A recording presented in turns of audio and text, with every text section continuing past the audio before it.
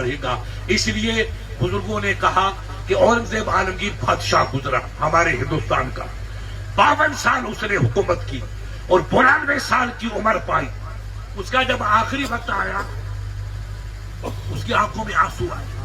اس کی بیٹی آپ کی طرح بڑی سمجھدار تھی کہ ابا جی آپ نے تو کبھی بے وضو آسمان کو نہیں دیکھا، آپ نے کبھی تہجد کی نماز ترک نہیں کی، چہ جائے کہ نماز فرض آپ سے قضا ہو، آپ تو جنتی ہیں، آپ کیوں تکلیف فرما کے آنسو بارے؟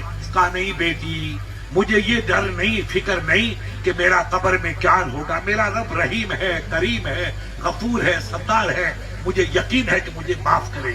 اگر معاف نہ کرے تو جس کنڈیشن میں رکھے میں اس کے انصاف کا دل دادا ہوں، اس کے حکم کا فرمان بردار ہوں.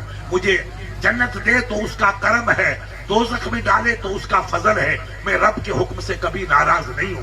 کہا پھر آپ کیوں روتے ہیں؟ کہا بیٹی رونا اس لیے آیا کہ میں نے ہزاروں لوگوں کو مدینے بھیجا، مکے جاؤ بیٹا حج کرو، جاؤ مولانا حج کرو، جاؤ سید حج کرو. تو لوگ مجھے پوچھتے بادشاہ سلامت آپ کب کریں گے؟ تو کہا بیٹا تم جاؤ، میں اگلے سال چلوں گا، اگلے سال چلوں گا.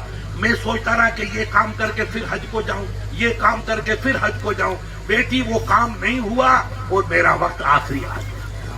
اب حج مجھے نصیب نہیں. روتا ہوں کہ میں نے دنیا کو حج کرایا، خود مدینے کو نہیں دیکھ پایا، مکے کی نگری کا دیدار نہیں کر سکا. اس لیے اپنی قسمت پہ میں آنسو بہا رہا ہوں.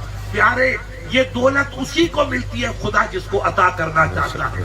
علم کی دولت ہو، عالم کی نعمت ہے، حفظ کی نعمت ہے، حدیث کی نعمت ہے. یہ رب جس کو کرم کرتا اسے علم کی نعمت عطا فرماتا ہے. اس لیے یہ نہیں کہ یہ بڑے عالم ہیں یا یہ بڑے مالدار ہیں ان کا بچہ مفتی بنے گا، عالم بنے گا، حافظ نہیں، یہ نہیں ہے. غریب کا بچہ بھی حافظ قرآن بن سکتا ہے، قاری قرآن بن سکتا ہے، عالم دین بن سکتا ہے. من جد ہے وجد ہے.